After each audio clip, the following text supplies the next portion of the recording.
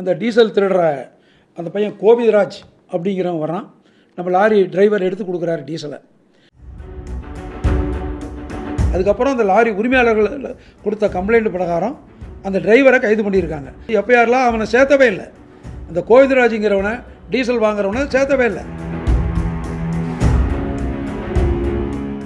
லாரியிலிருந்து diesel திருடுபவர்களை காவல்துறையினர் கண்காணித்து கைது செய்ய வேண்டும் என்று மாநில லாரி உரிமையாளர்கள் சம்மேளன தலைவர் தன்ராஜ் வலியுறுத்தியிருக்கிறார். சேலத்தில் செய்தியாளர்களை சந்தித்த அவர், டீசல் திருட்டை கண்காணிக்க பவானி லாரி உரிமையாளர்கள் சார்பில் லாரி ஒன்றில் டீசல் நிரப்பி அனுப்பி வைக்கப்பட்டதாக கூறினார்.